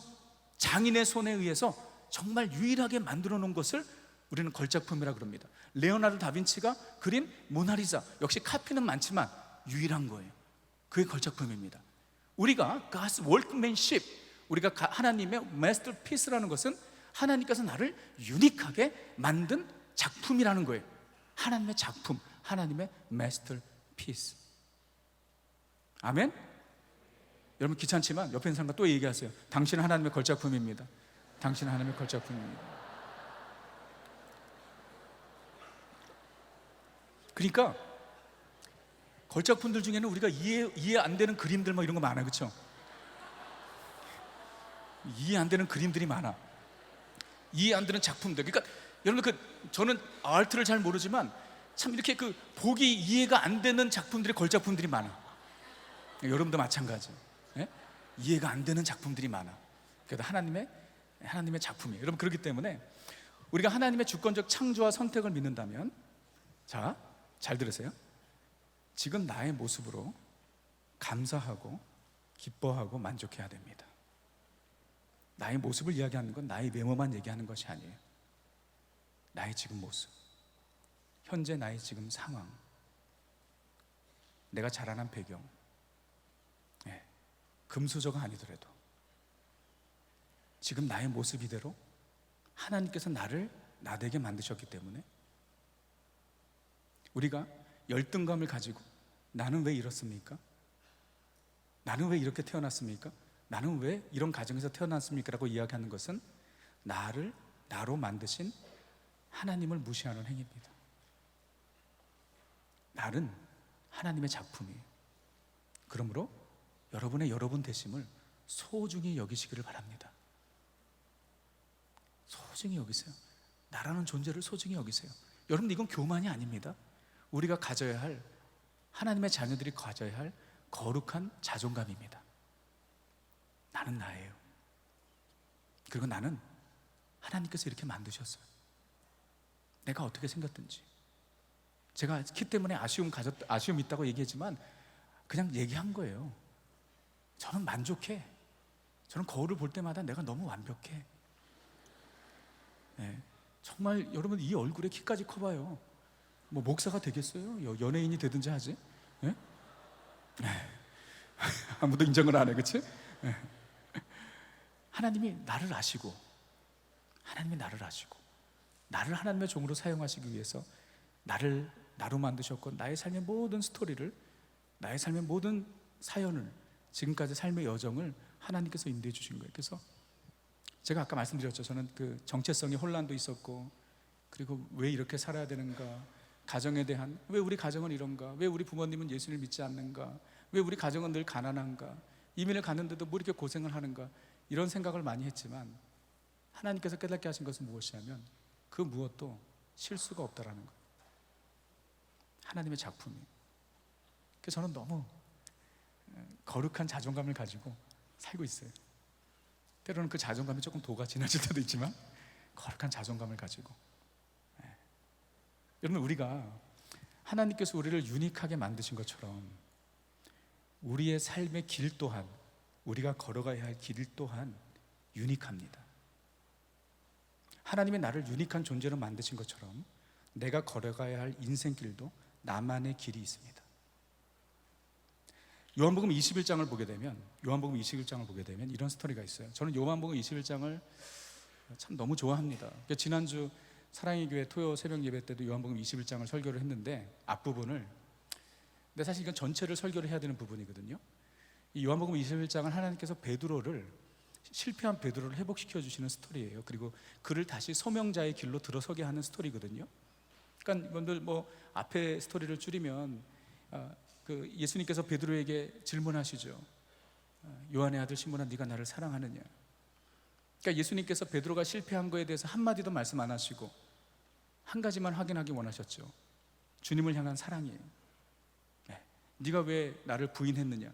이 질문하지 않으시고 네가 나를 사랑하느냐? 그때 베드로가 뭐라고 얘기합니까? 주님, 내가 주를 사랑하는지 주께서 아시나이다. 3번 반복하죠. 그때 예수님께서 베드로에게 사명을 주십니다. 내 양을 먹이라, 내 양을 치라. 주님의 교회를 세우라는 거예요. 그러면서 예수님께서 이어서 뭐라고 말씀하시냐면 베드로가 어떻게 죽게 될 것인지를 이야기하십니다. 그래서 베드로에게 말씀하십니다. 네가 젊어서는 자유롭게 띠뛰고 다니고 싶은데 다 다니겠지만 늙어서는 사람들이 억지로 너에게 띠를 띄우고 팔을 벌리고 그리고 네가 원하지 않는 곳으로 너를 데리고 갈 것이다. 이것이 무슨 의미냐면 19절에서 이렇게 이야기하죠. 베드로가 어떻게 죽게 될 것인가를 예수님께서 예언하신 것입니다. 여러분들 베드로가 어떻게 죽었는지 아세요? 성경에는 나와 있지 않죠. 그러나 기독교 전승에 의하면 네로 황제 때 베드로가 붙잡혀서 십자가에 매달려 죽는데 똑바로 매달리다가 예수님이 이렇게 죽으셨는데 내가 감히 이렇게 죽을 수 있느냐? 나를 거꾸로 매달으라. 그래서 그 영화가 있죠. 코바디스라는 영화. 여러분 모르시죠? 옛날 영화예요. 그 코바디스 영화에 보게 되면 그 스토리가 아주 아름답게 전개가 되어 있죠. 그래서 정말 팔을 벌리고 베드로가 죽게 됩니다. 그러니까 여러분 요한복음 21장은요 상당히 처음부터 이 스토리가 아주 진지하게 전개가 됩니다. 그러니까 제자들이 밤새도록 고기를 잡았는데 아무것도 잡지 못하니까 예수님이 배 오른배에 그물을 던지라 그러고요. 고기를 많이 잡아서 이제 해변가에 올라오니까 예수님께서 저들을 위해서 숯불을 피워놓으시고 거기에 고기와 떡을 마련해 놓으시고 저들에게 그 음식을 브렉퍼스트를 주시고 그리고 베드로에게 사명을 주십니다. 그리고 난 다음에 예수님께서 베드로에게 말씀하십니다. 네가 나를 위해 순교하게 될 것이다. 여러분 얼마나 진지한 시간이에요. 그렇죠? 얼마나 진지한 시간이에요. 그런데 베드로의 반응은 너무나 생뚱맞아. 생뚱맞다는 말이 맞는 말인가요? 네, 너무나 의외적이야. 여러분 만약에 예수님께서 그렇게 말씀하시면 베드로가 이렇게 얘기했어야 돼요. 주님, 내가 주를 위해 죽는 것이 나에겐 영광입니다. Oh Lord, I'll die for you. I'm here. 이렇게 하면 와 너무 멋있잖아요. 근데 예수님께서 네가 팔을 벌려 죽게 될 것이라고 이야기하니까 베드로가 생뚱맞게 그럼 요한은요?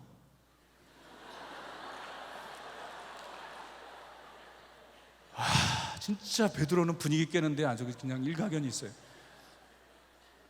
그럼 요한은요? 예수님이 너무 기가 막혀가지고 잠깐 예수님께 고민하셨을 것 같아요. 내가 얘한테 교회를 맡겨야 돼 말아야 돼? 예수님께서 뭐라고 말씀하시냐면 요한이 죽든지 살든지 너와 무슨 상관이냐? 너는 나를 따르라. 무슨 말인지 아세요? 요한이 어떻게 되든지 너와 무슨 상관이야? 요한이 어떻게 되든지 너와 무슨 상관이야? 너는 너의 길을 가. 베드로의 길이 있고 요한의 길이 있는 거예요. 예수님의 제자들 중에 이너 서클, 가장 가까이 예수님과 지내던 3명의 제자들이 있습니다. 바로 베드로와 요한과 야고보입니다. 가장 예수님과 가까이 지냈습니다. 그런데 이 3명의 예수님의 가장 가까운 제자들 3명의 길은 다 달랐습니다. 야고보는요 사도행전 12장에 헤롯 왕에게 붙잡혀서 순교당합니다. 사도들 중에 가장 먼저 순교당한 사도가 야고보예요. 근데 그때 베드로도 같이 잡혀 있었습니다. 그런데 하나님께서 베드로의 삶을 연장시켜 주십니다. 거기서 기적적으로 풀어나게 하세요. 야고보는 거기서 순교하는데 베드로는 살아나와. 그래서 베드로는 그 이후에 소아시아 지역에, 지금의 터키 지역에서 사역을 하다가 아까 말씀드린 대로 네로 황제 때 박해가 있을 때 그는 순교합니다. 그런가 하면 요한은 처음에 베드로와 함께 예루살렘과 사마리아에서 사역을 하다가 그 다음에 소아시아 지역에 있는 에베소라는 곳에서 목회를 하기 시작합니다. 그러다가 AD 90년도에 로마 황제의 박해가 있을 때 사도 요한은 반모섬으로 유배당합니다. 반모섬으로 귀향을 갑니다. 근데 거기서 1년 동안 있으면서 요한계시록을 쓰게 됩니다.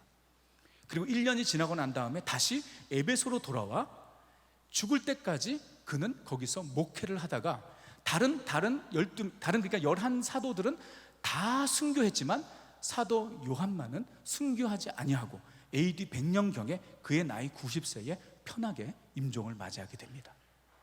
여러분 보세요. 야곱이 있고 베드로가 있고 요한이 있습니다. 야곱은 일찍이 순교했습니다. 베드로는 사역하다가 순교했습니다. 요한은 끝까지 요한계시록을 기록하고 편하게 임종했습니다. 여러분, 이 세 명의 제자들 중에 누가 가장 위대한 제자입니까? 누가 가장 큰 일을 했습니까? 제일 먼저 순교한 야고보입니까? 네로 황제의 박해에 십자가에 거꾸로 달려 죽은 베드로입니까? 아니면 요한계시록을 기록하고 죽은 요한입니까? 누가 가장 위대한 사도입니까? 여러분, 이 질문 자체가 하나님 나라에는 통하지 않는 질문입니다. 베드로는 베드로의 길을 간 것입니다. 야곱은 야곱의 길을 간 것입니다. 요한은 요한의 길을 간 것입니다. 도마는 도마의 길을 간 것입니다. 내일 제가 도마에 대해서 얘기할 텐데, 도마는 인도까지 가서 복음을 전하다가 순교합니다. 누가 더 큰 일을 했습니까? 누가 더 위대한 일을 했습니까? 여러분, 이것은 우리의 늘 다른 사람과 비교하는 우리들의 질문입니다. 저들은 하나님께서 예비해 놓으신 길을 간 것뿐입니다. 예수님께서 말씀하십니다. 요한, 너와 무슨 상관이 있느냐? 너는 너의 길을 가라. 비교하지 말아라. You have your own way to go. 너는 네가 갈 너의 길이 있단다. 그 이야기를 하는 것입니다. 여러분, 우리가 이 사실을 기억해야 합니다. 하나님께서 우리를 하나님의 주권적 창조로 나를 나되게 만드셨고, 하나님의 주권적 선택으로 나를 선택하셔서 하나님의 자녀가 되게 하셨습니다. 여러분, 그렇기 때문에 우리가 주님 앞에 서는 그날까지 내가 가야 할 나의 길이 있다라는 것입니다. 여러분, 다른 사람들 길을 보지 마시고 나의 길을 가시기 바랍니다. My way, not your way. 나의 길을 가야 하는 거예요. 여러분, 우리는요 너무나도 비교에 익숙해요. 그래서 하나님께서 우리를 부르시면 쟤는요 늘 다른 사람 길이 더 좋아 보여. 그렇죠? 그래서 여러분들, 우리는 꼭 운전을 할 때도 내가 선 그 라인이 항상 늦는 것 같고, 그래서 늘 왔다 갔다 하잖아요. 예? 마켓에서 캐시어에 서서도 꼭 내 줄만 늦는 것 같고, 남의 떡이 뭐라고요? 늘 커 보여. 진짜 그래요. 그 미국 영어 표현에는 남의 떡이 더 커 보이다는 게 뭔지 어떻게 표현하는지 아세요? 예? My bread is big. 그게 아니고 그 표현이 아니에요.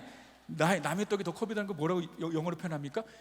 Greener grass syndrome라고 얘기해요. 다른 사람 집 잔디가 항상 더 파랗게 보인다는 거예요. 늘 남의 잔디, 남의 집이 더 행복한 것 같고, 남의 집 와이프가 더 착한 것 같고, 남의 집 자녀들이 더 잘하는 것 같고, 늘 다른 사람과 비교하는 것. 그런데 그것이 우리의 인생을 얼마나 고달프게 하는지 모릅니다. 그런데 우리는 이 물질 만능주의적인 소비주의적인 사회를 우리가 살고 있기 때문에 우리는 늘 비교하며 살고 있는 것입니다. 비교하게 만들어요. 여러분, 그래서 내가 스마트폰 갤럭시 X4를 가지고 있는데 갑자기 뭐 갤럭시 엣지나 뭐 이런 게 나와가지고 막 자랑하는 사람이 있어. 예? 그러면 내가 지금까지 내 걸 너무 좋게 생각했는데 옆에 좋은 거 보니까 내가 가지고 있는 이것이 가치가 하락이 되는 거예요. 그러니까 늘 끊임없이 비교하며 우리는 살아가고 있는 것이죠. 여러분, 나의 길이 있습니다. 하나님께서 나라는 존재를 만드시고 내가 걸어야 할 길을 주님께서 예비해 놓으셨습니다. 여러분, 그렇기 때문에 하나님을 믿고 하나님의 자녀가 되었다고 해서 우리가 모두가 다 똑같은 길을 가는 것이 아니에요. 여러분, 우리 중에는 부자가 될 사람도 있을 거예요. 없나요? 잘 생각해 보세요. 부자 되기 싫은 사람이 있나요? 여러분, 부자 되기 싫은 사람 있어요? 돈 좋지 않아요? 다 거룩한 사람들만 모여야 되니까. 다 부자 되고 싶지만 다 부자가 되나요? 다 부자가 안 돼요. 여러분, 그럼 부자 되지 못했다고 해가지고 부자 된 사람 바라보면서 늘 부러워하며 살 것이에요? 여러분, 건강? 우리 중에 건강하고 싶지 않은 사람이 누가 있습니까? 우리 다 건강하고 싶어요. 근데 그게 마음대로 되나요? 어떤 사람은요, 질병 때문에 평생 고생합니다. 내가 건강했으면, 늘 건강한 사람 바라보면서 낙심하고 실망하고 살 거예요? 여러분, 장애를 가지고 태어나고 싶은 사람이 누가 있습니까? 장애를 가지고 태어나고 싶은 사람은 아무도 없어요. 그런데 장애를 가지고 태어나요. 그게 길이에요. 여러분, 목회도 마찬가지입니다. 제가 지금 목회를 하고 있지만은, 여러분, 목회도 마찬가지예요. 여러분, 제가 교회를 개척했는데, 교회를 개척해서 교회가 성장하는 것을 원하지 않는 목회자가 어디 있어요? 그렇지 않나요? 여러분, 그런데 그게 마음대로 되나요? 마음대로 안 돼요. 정말 어떤 분들은 1000명, 10,000명 교회를 목회하는 분이 있는가 하면, 교회 개척해서 10년, 20년 돼도 성도수 50명, 100명 넘기지 못하고 목회하는 사람도 있어요. 그러면 늘 작은 교회 목회하는 분들이 큰 교회 목회하는 분들 보면서 나는 왜 이럴까? 우리 교회는 왜 이럴까? 이렇게 살아야 하나요? 아니에요. 각자가 가야 될 길이 있는 거예요. 예? 큰 교회 목회하는 목회자들이 있는가 하면 작은 교회 목회하는 목회자들도 있는 거예요. 그런 분들이 훨씬 더 많죠. 하나님 앞에 섰을 때에 저는 그렇게 믿어요. 하나님 앞에 섰을 때, 우리가 하나님의 종들이 섰을 때 하나님께서, 야, 너는 어떻게 평생 목회하면서 100명도 한 번 넘기지도 못했냐? 야, 내가 참 부끄럽다. 그렇게 이야기하실까요? 야, 너는 정말 엄청난 큰 교회 목회했으니까 천국에 와서, 야, 너 10,000평짜리 집에서 살아. 10,000평. 막 그러시겠어요? 달란트 비율을 보면 압니다. 5달란트 준, 그 5달란트 받은 사람이나 2달란트 받은 사람이나 예수님의 칭찬은 똑같습니다. 우리는 우리의 갈 길을 가면 되는 거예요. 저는요 교회를 개척했어요. 여러분, 저희 교회가 미국 얼바인이라는 곳에 있어요. 여러분, 얼바인을 혹시 아시나요? 전혀 관심이 없어요. 예? 여러분, 혹시 미국 얼바인에 오시면 저희 교회를 꼭 들려주세요. 제 목회를 하면서 참 많은 고민과 생각들을 하면서 제 마음속에 하나님께서 주신 그 마음은 무엇이냐면, 지금 이 순간을 가장 인조해하라는 거예요. 도대체 목사가, 교회가 몇 명이 돼야 만족을 하냐 말이에요. 100명이 되면 300명이 되고 싶어. 300명이 되면 500명이 되고 싶어. 500명이 되면 1000명이 되고 싶어. 그러면 매일매일마다 지금이 아니라 미래를 바라보고 있어요. 하나님께서 깨닫게 하신 것은 무엇이냐면, 지금 이 순간이 너에게는 가장 좋은 시간이다. Enjoy right now. 하나님께서 나를 나되게 만드시고 나를 하나님의 그릇대로 만드셔서 하나님께서 원하시는 대로 사용하시다가 주님께서 부르시는 날 주님 앞에 가면 되는 겁니다. 여러분, 다른 사람과 비교하지 마십시오. 여러분, 이 이야기가 한국 사회에서 얼마나 어려운지 저보다 여러분이 더 알 겁니다. 왜냐하면 모든 것이 비교이기 때문에. 그러나 여러분, 하나님께서 나를 나되게 만드시고 나를 하나님의 주권적 선택으로 불러주셨기 때문에 나는 나의 길을 간다. 지금 여러분이 가고 있는 길에 대한 거룩한 자부심을 가지시기 바랍니다. 더 좋은 것, 남의 것 보시고 내가 가지고 있는 것 낙심하고 작게 보지 마시고 내가 가지고 있는 것 귀하게 여기십시오.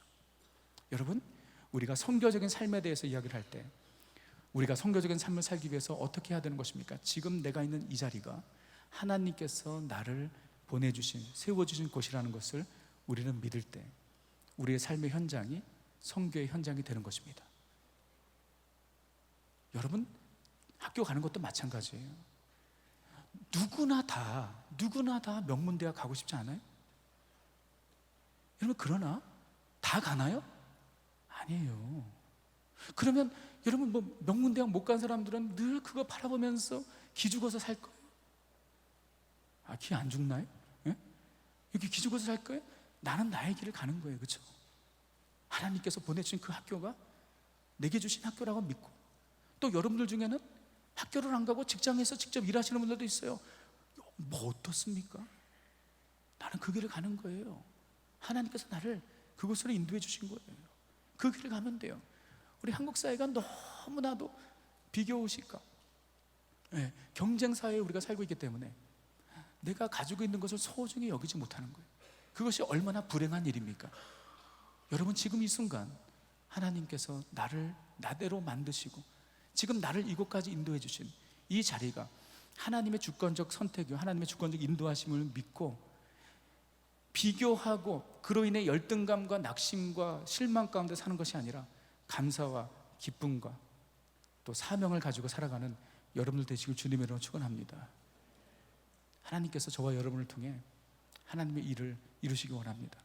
우리가 대단한 일을 하지 않아도 매일매일 순간순간마다 주님의 뜻을 이루며 살아가는 그런 삶을 우리가 살 때 하나님께서 우리를 통해서 영광 받으시고 기뻐하실 줄 믿습니다. 여러분, 하나님은 우리를 창조하셨고 우리를 선택하셨습니다. 그리고 지금까지 우리를 인도해 주셨습니다. 그렇기 때문에 나의 모습, 이 모습 이대로 기뻐하시고 감사하시고 하나님께 쓰임받는 저와 여러분들 되시기를 주님의 이름으로 축원합니다. 우리 옆에 분과 한번 인사하시기 바랍니다. 하나님이 당신을 사랑하십니다. 하나님께서 인도하실 것입니다.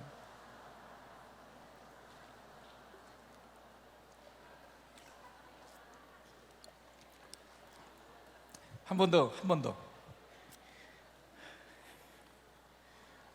한 번 더.